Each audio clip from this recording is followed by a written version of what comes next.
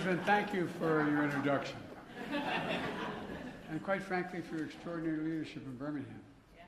You know, through your love for your brother, helping ensure that he and all victims of gun violence have not died in vain. May I ask a question? How many of you in this audience have lost someone in the family to gun violence? I know from experience of other losses that this is bittersweet. We want us to be doing this, but it brings back the very moment it happened, no matter how long since it's occurred. You're here and you remember. Remember the first time you heard my son, my daughter, my mother, my father, my brother, my sister, somebody you lost. I know the feeling in a different context, and it's heartbreaking. So thank you for the courage to be here. I know the intensity of your feelings, but thank you, because it really does require to relive the moment it occurred, and that's tough. And I don't think people who haven't been through the loss of someone through an accident or through violence fully understands until it happens, and I hope that doesn't happen to the rest of you in any circumstance. So thank you, Sari, for sharing your story, and your classmates, your teachers, your friends in Parkland. You know, an extraordinary courage inspires a nation, and we stand with you, for real. Quite frankly, you inspired me when I met many of you after that tragedy. Before I begin, let me speak to our preparedness, then very briefly for the hurricane, Helene. We're expecting a catastrophic storm, winds and flooding throughout the southeast, starting in Florida right now.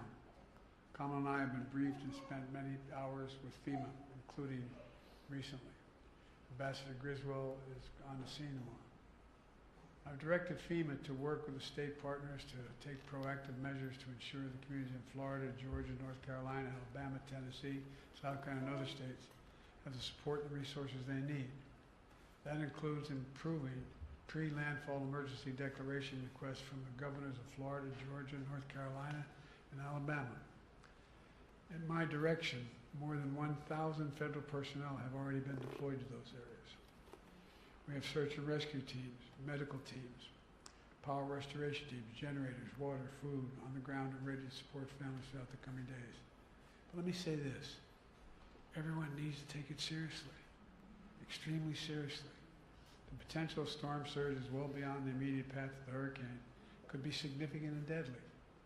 You know, for you and your family's sake, I urge everyone in and near the path of the hurricane to listen to local officials and follow evacuation orders and be when told to do so. Remember, 2 years ago, just 2 years ago, 150 people were killed when the surge was only 14 feet. Now the surge is expected to be up to 20 feet. 20 feet. So take this seriously. From the bottom of my heart, please take it seriously, anybody listening to this. And because, anyway, the tendency is to say, I can do this, but you can't. 20-foot storm surge, you can't. Folks, now for the reason we're here today. I want to thank Vice President Harris and members of our cabinet, members of the Congress, including Birmingham's extraordinary Congressman Terry Sewell. Terry, stand up. Stand up.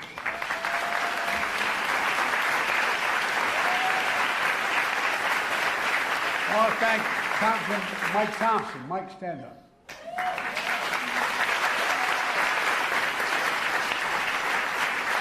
And a good friend, one of the brightest people I know, Jamie Raskin. Jamie, stand up.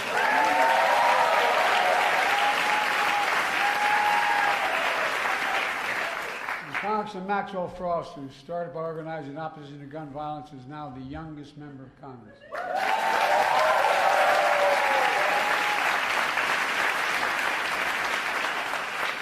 Even when I was the second youngest senator in history, I never had that much hair.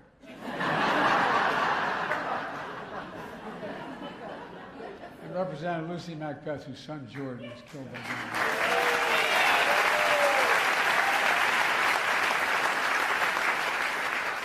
Thanks, Lucy. Thanks for being here.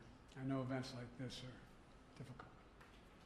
Look, folks, I want to thank you for the courage, and I also want to thank the chiefs of police and sheriffs, to all the advocates and allies, and especially to the survivors and families, many of whom I've met with. Jill and I have gotten to know some of you very well over the years. Thank you for being here. With absolute courage, you've turned your pain into purpose. That's what it's all about, turning your pain into purpose. Your loss into determination, your anger into commitment, and the power of a movement of saving lives. That's okay. Babies rule in my house. Don't worry about it. This past Monday, the FBI released data showing how crime is down in America.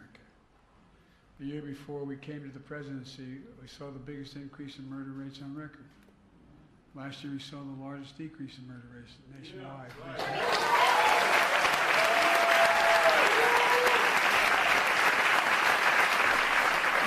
Thanks to guys like you wearing those uniforms. The homicide rate in 2023 was 16% below the year before we became president and vice president. In the first half of 2024, in large cities across the country, homicide rate dropped another 17%. Last year, we also saw the lowest rates of all violent crime in more than 50 years. Murder, rape, aggravated assault, robbery all dropped along with burglary, property crime. It matters. And together we're making clear, if we want to talk about reducing crime and violence in America, you need to talk about guns in America.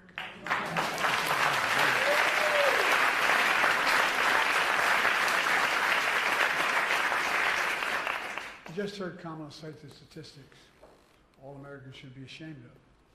Guns are the number one, hard to believe, are the number one killer of children in America, more than any other cause. Accidents, more than any other cause. It's almost unbelievable to think it's sick. Last year, after another school shooting, my predecessor just said, like some members of Congress said, quote, just get over it. I'm going to be very blunt. Secretary Vance of Ohio has called these shootings facts of life. Who the hell do these people think they are? I mean it.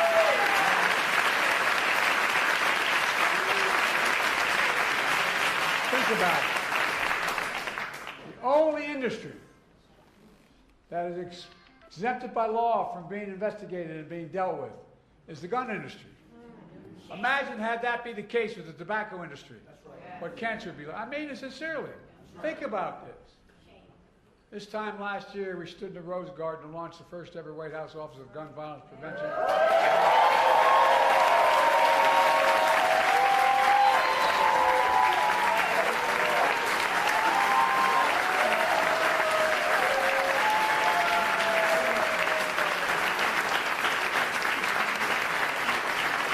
Look around the room and I see survivors, like our former magnificent congresswoman, who's always out there fighting. Thank you, guys. Thank you. You know, it's staffed by gun violence survivors and experts overseen by our incredible vice president.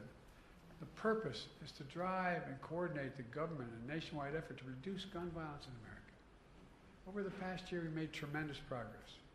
More background checks required for firearms sold at gun shows online. New interagency response teams to support communities after mass shootings. And I've been to all but 3 mass shootings in the United States of America and spent time with surviving families, many of whom I see here in this audience. Because it's important to raise up what's happening. Most comprehensive federal guide ever on safe gun storage and firearms. First ever Surgeon General's advisory declaring gun violence to be a public health crisis.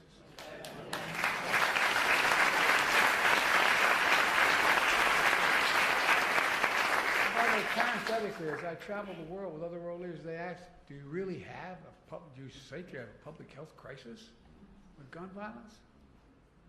Well, today I'm proud to announce a new executive order. That's going to do 2 additional things. First, the executive order will establish a new federal task force on emerging firearm threats. Previously, my administration took action to crack down on private manufacturers of firearms, including kits of so-called ghost guns. This is probably the only audience knows what ghost guns are. Yeah, that's right. They don't have to have a serial number. Guns don't have serial numbers. It's hard for them to track back to the shooter and hold them accountable when something happens. Today we're taking the next step. Our new task force will address 3D printed firearms. And for those listening, everybody in this room knows what that is. But they actually can produce a plastic firearm with a 3D printer. That, magnetometers can't detect these, or they don't have a serial number. This task force is also going to tackle machine gun conversion devices mentioned by the mayor.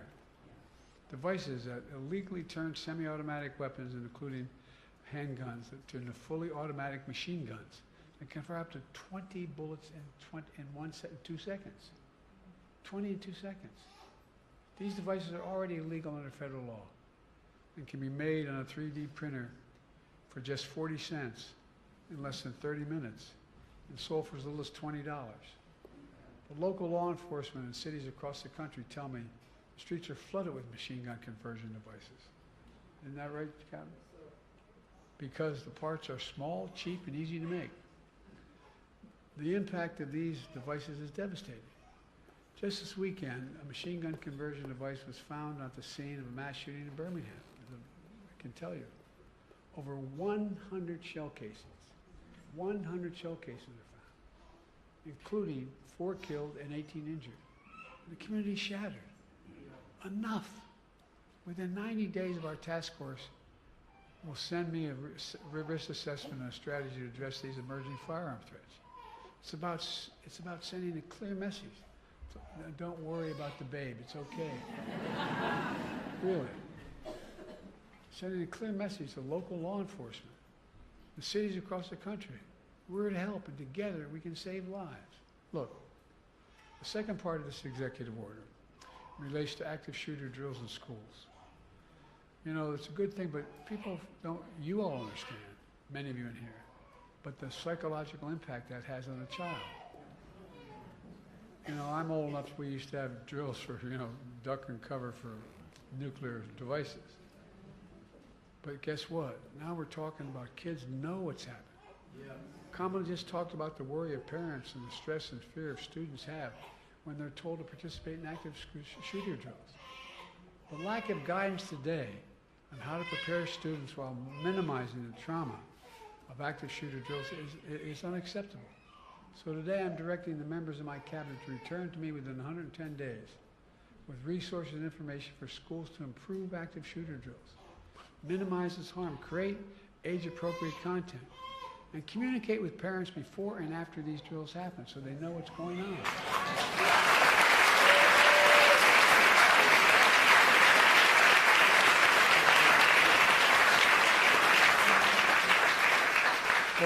We just have to do better, and we can do better. But that's not all. Today, my administration is also announcing a whole series of new actions to address gun violence. We're releasing a new tool with resources to help schools communicate with parents about safety of storing firearms in their homes. And by the way,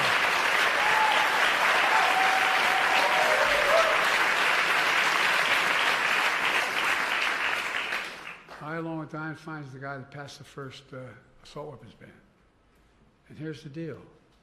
It was amazing. Amazing how many of those gun violence occurred with those when they were outlawed with these firearms were a consequence of a parent not being responsible with the guns they own. Or in a recent case, I won't get into it because it's under litigation, a parent who provided an assault weapon to a young child. It's been found that when school administrators communicate with parents about safe storage of firearms in their homes, it motivates parents to act. We're awarding $135 million on top of the $238 million we've already awarded last year to 48 states for crisis intervention.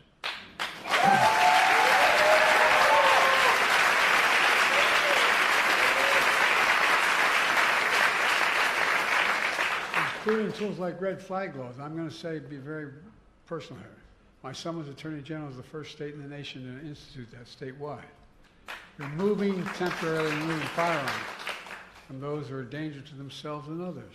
Yes, right. Well, it's important. We're awarding an additional $85 million to 30 community violence intervention programs on top of the $200 million We've already invested in these programs.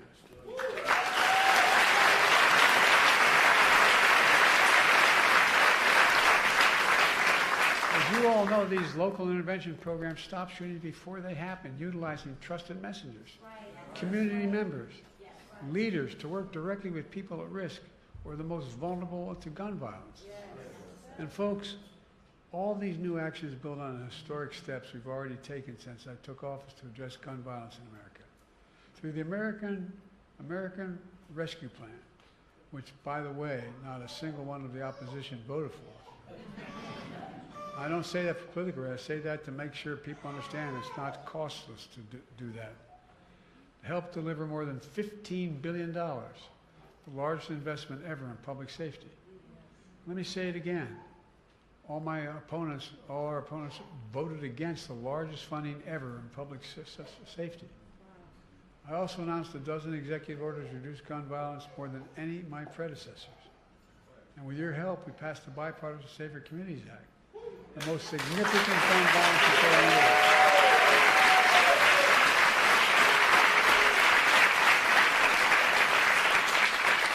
And so many things because we had a first-rate prosecutor who had incredible experience dealing with these. Among many things is strengthened background checks for anyone under the age of 21 seeking to purchase a firearm. Since we implemented the background check system last year, we've kept almost 1,000 guns out of the hands of people under the age of 21. But folks, the law also invests over $1 billion, the largest one-time ever investment ever in seeking to deal with mental health issues in our schools.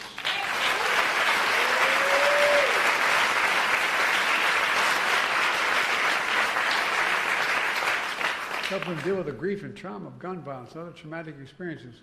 We spent a lot of time, didn't we, with those kids? Afraid to go back to school. Not an unusual thing to be concerned about if you've sat there and the kid sitting next to you and your desk gets shot and killed. My former Senate Deputy Chief of Staff is here with me today, Roger Harrison, sitting in the back there.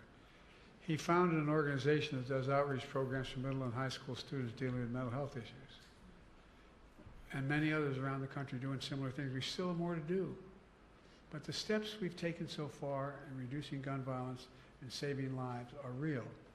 But we have to keep going. There's so much more we have to do. I think it's time to reinstate the assault weapons ban and high-capacity magazines.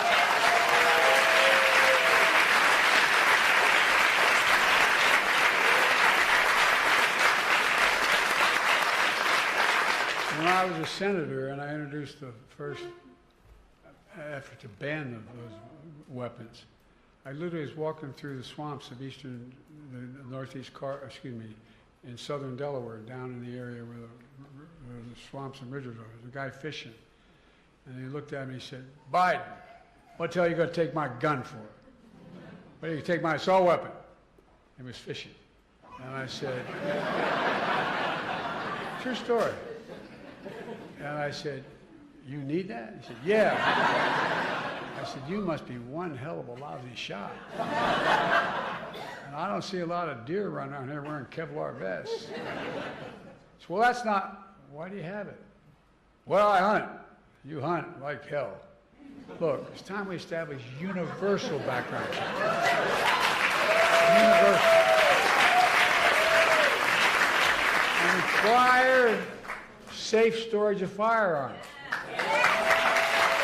I mean it. Start holding parents accountable for being negligent.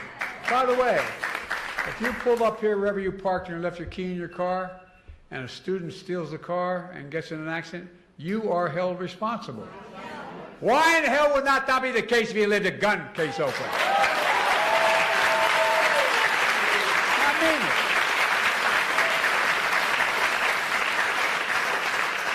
it. And I've been fighting for this. I'm going to continue after I leave this office. End immunity for the gun industry. End it, end it, end it.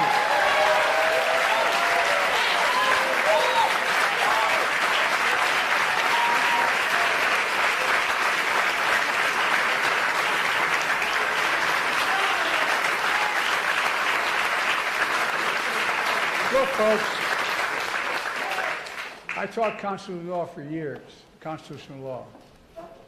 Never was the Second Amendment meant to be absolute. Back when it was passed, you could not own a cannon.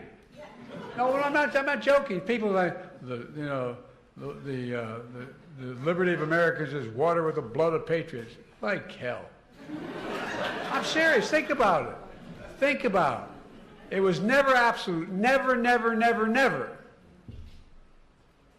It's time we increase funding for the Bureau of Alcohol, Tobacco, Firearms, and Explosives.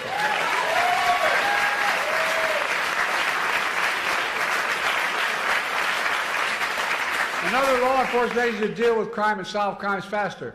We get a lot of heat from the other guy. She gets a lot of heat from the other guy talking about we're not helping. We're the ones funding cops. We're the ones funding these things.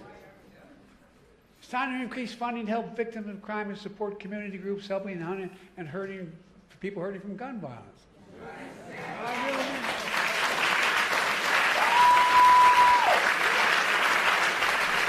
Unfortunately, my predecessor and a lot of congressional other people opposed all these steps to reduce gun violence. Instead, they tried to stop the crackdown on ghost gun kits, by the way. Well, that's a real big deal. I mean, we can't deny the Second Amendment right. Give me a break. If they got their way, criminals could traffic guns and commit crimes. Congressional opponents are trying to defund the Office of Gun Violence Prevention. There's an amendment to defund the Office of Gun Violence Prevention. Bless me, Father, as we say in my church. They attack the FBI and want to abolish the Bureau of Alcohol, Tobacco, and Firearms and Explosives. By the way, that's written out, which is responsible for fighting gun crimes. Folks, you can't be pro-law enforcement and be anti-FBI and ATF.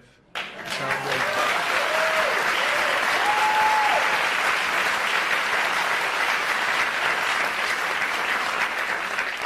Well, that's why we're here today, and why this is so important. We need your help in fighting and standing up to the gun lobby, gun manufacturers, the politicians who oppose common sense gun legislation.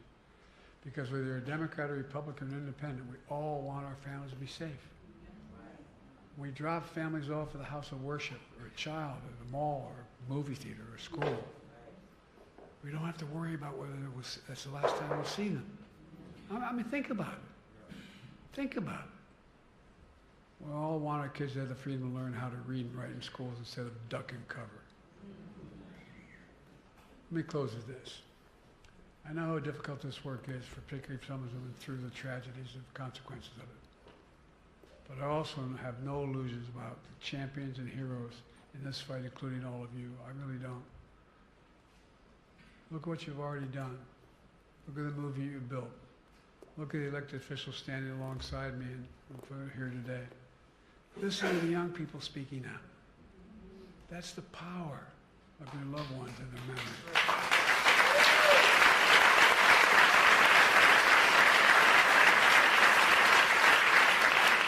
And that's the power of this movement. It's the power of America. We just have to keep going and have faith in who we are. Ladies and gentlemen, we're the United States of America. There is nothing beyond our capacity. Nothing, nothing, nothing. I mean that. I swear to God, I know I look like I'm only 40, but I'm 100 years old. I've been around a long time. I really mean it. There's nothing beyond our capacity. We're the only nation in the world, as a student official, I can tell you, that's come out of every crisis stronger than we went in. That's right. And we got to come out stronger now. Now I'm going to sign this executive order. Thank you. Thank you.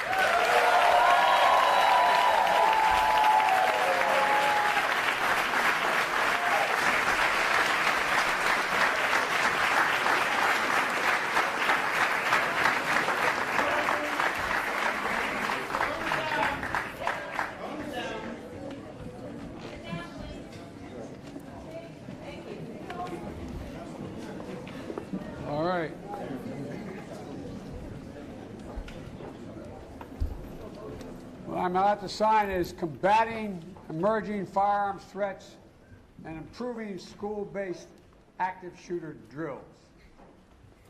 Never thought I'd have to sign something like this, but we do. We thank you.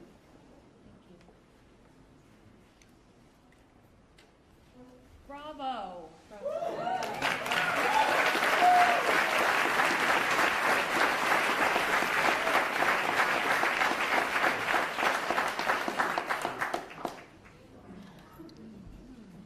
going, boss. Thank you.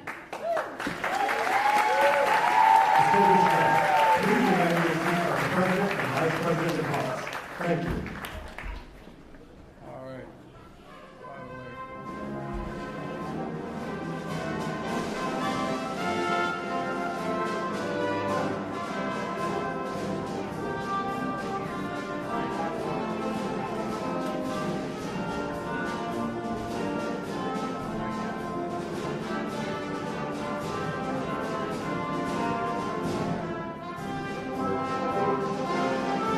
Must be prepared. We should not be traumatizing students.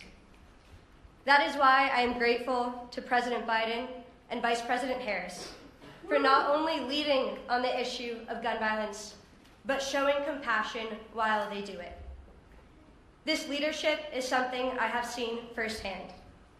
Vice President Harris has comforted survivors across our country.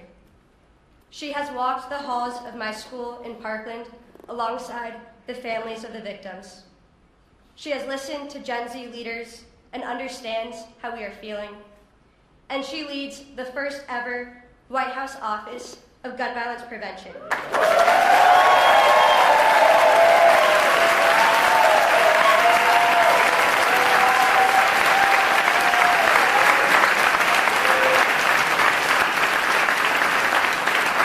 She is continuing her life's work fighting for the safety of all of our communities. And now it is my honor to introduce the Vice President of the United States, Kamala Harris.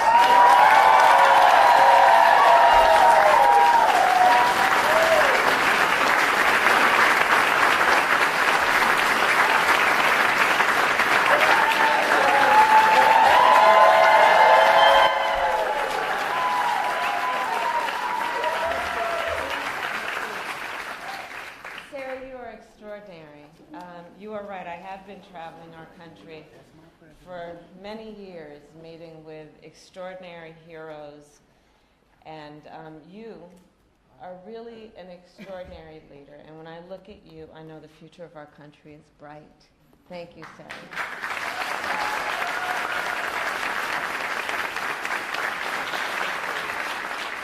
And to all the leaders here, survivors, family members, loved ones, thank you all for the work that you do and the voice that you carry for so many who are not in this room right now, but deserve to be seen, deserve to be known, deserve to be heard. I thank you all for all that you do to sacrifice your time and your hearts to give what you give to so many.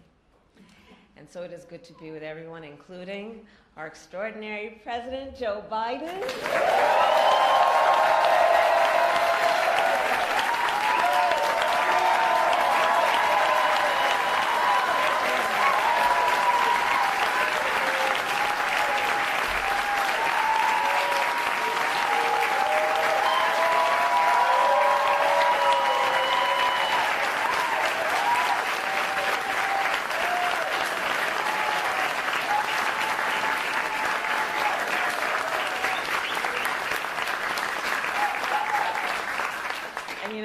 I have the great blessing and fortune to work alongside our president. And wherever we are together, whether the cameras are in the room or not, he cares about the American people. He loves the American people. And he, in his leadership, so much of his leadership is always about fighting for the dignity of all people and understanding the pain that many might experience and what we must do as leaders to alleviate that pain. And I thank you, Mr. President, for all that you are.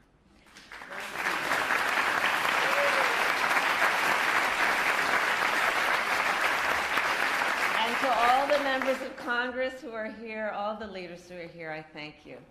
So before I begin, I will say a few words about Hurricane Helene.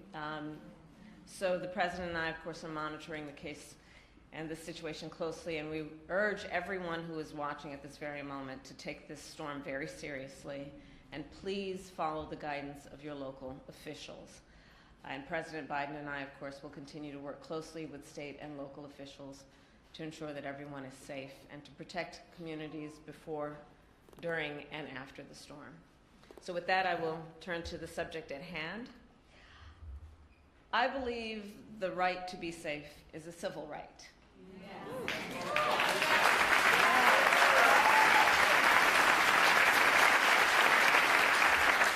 And that the people of America have a right, then, to live, work, worship, and learn without fear of violence, including gun violence.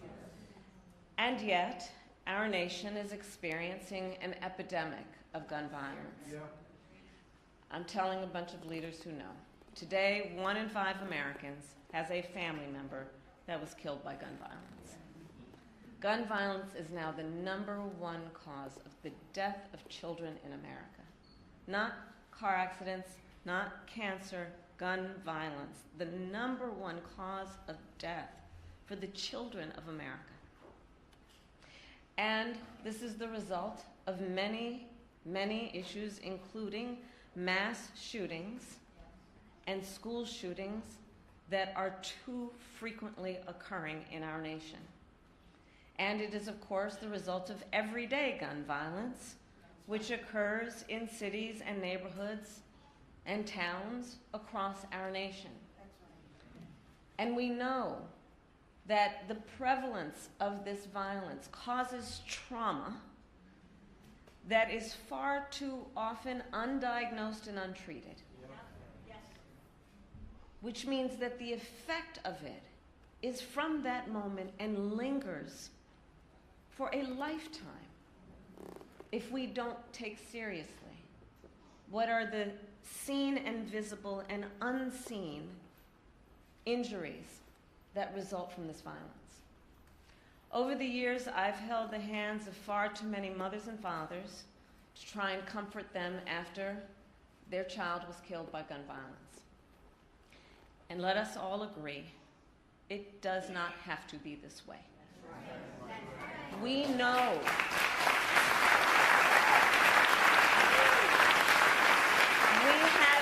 possession, we know how to stop these tragedies. And it is a false choice to suggest you are either in favor of the Second Amendment or you want to take everyone's guns away. I am in favor of the Second Amendment, and I believe we need to reinstate the assault weapons ban.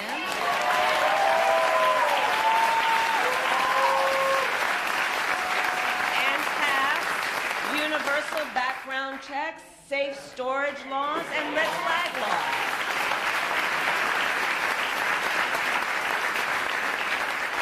When we took office, we promised to take on the crisis of gun violence. And we passed, under the president's leadership, the first major gun safety law in nearly 30 years, a bipartisan law, which includes an historic investment to address the trauma caused by gun violence. We are hiring 14,000 new mental health counselors in public schools across our nation. We need to hire more.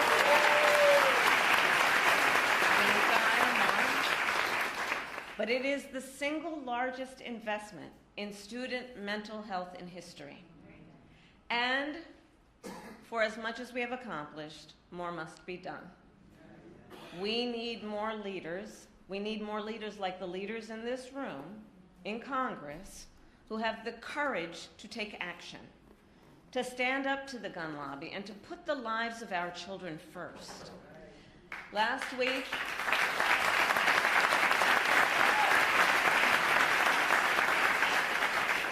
week I met with a young leader. Her name is Natalie. She's a 15-year-old student at Appalachia High School and a survivor of gun violence. When we met, Natalie was still wearing bandages, and she is extraordinarily brave. And so on behalf of her, on behalf of all the survivors that we have lost, let us continue to fight to end the epidemic of gun violence and to keep our communities and our children safe. And now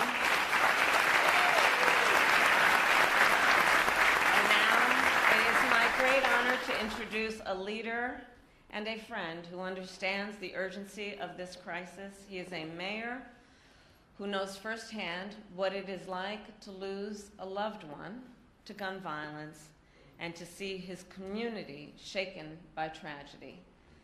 A dear friend who is not only a local leader but a national leader. Please welcome Mayor Randall Woodfin.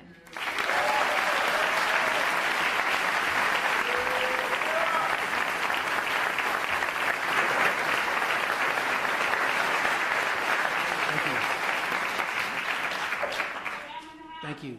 Thank you, thank you. Thank you, everyone, and thank you for the introduction, Madam Vice President. As stated, my name is Randall Woodfin. I am honored to serve as mayor of the city of Birmingham, Alabama.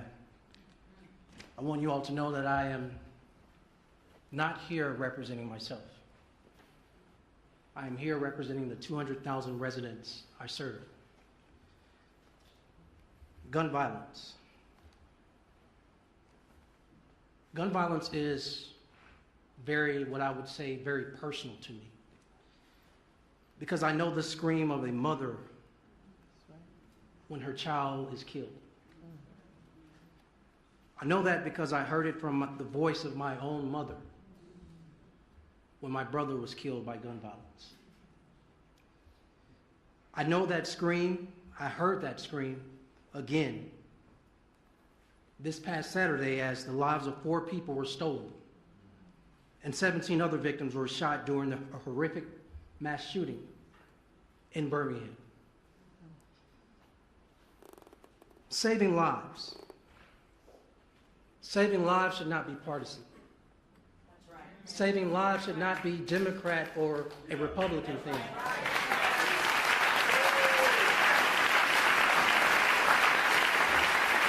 Saving lives, everyone. Saving lives shouldn't even be political. Saving lives is the most American thing we can do together.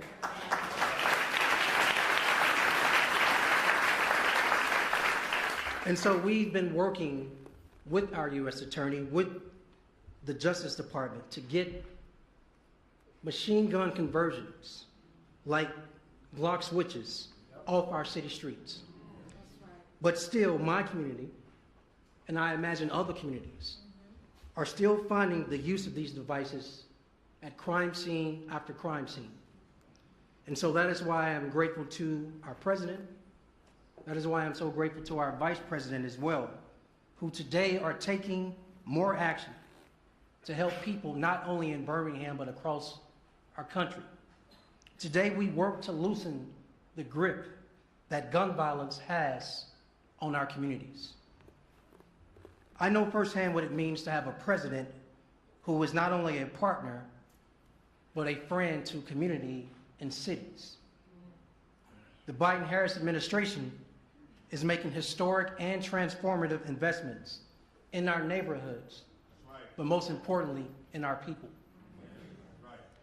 Instead of being overlooked, I am happy to stand on this stage and tell you we have a president who not only sees us, but truly believes in us. And that is why it is my honor to introduce President Joe Biden, who has been a true friend to Birmingham, Alabama.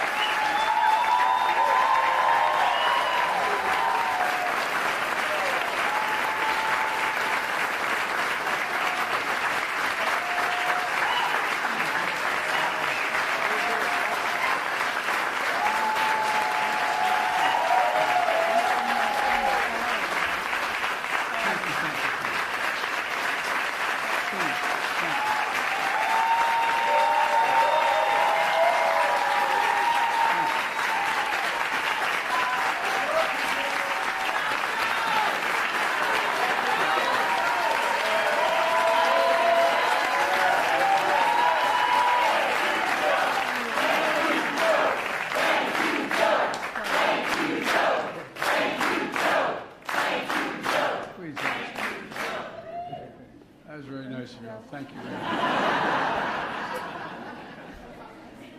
Mr. President, thank you for your introduction. And quite frankly, for your extraordinary leadership in Birmingham. You know, through your love for your brother, helping ensure that he and all victims of gun violence have not died in vain. May I ask a question? How many of you in this audience have lost someone in the family to gun violence? I know from experience of other losses that this is bittersweet. We want us to be doing this, but it brings back the very moment it happened, no matter how long since it's occurred. You're here and you remember. Remember the first time you heard my son, my daughter, my mother, my father, my brother, my sister, somebody you lost. I know the feeling in a different context, and it's heartbreaking. So thank you for the courage to be here. I know the intensity of your feelings, but thank you, because it really does require to relive the moment it occurred, and that's tough. And I don't think people who haven't been through the loss of someone through an accident or through violence fully understands it until it happens, and I hope that doesn't happen to the rest of you in any circumstance. So thank you, Sari, for sharing your story, and your classmates, your teachers, your friends in Parkland. You know, an extraordinary courage inspires a nation, and we stand with you, for real. Quite frankly, you inspired me when I met many of you after that tragedy. Before I begin, let me speak to our preparedness, then very briefly, for the hurricane, Helene. We're expecting a catastrophic storm. Winds and flooding throughout the southeast, starting in Florida right now. Kamala and I have been briefed and spent many hours with FEMA, including recently.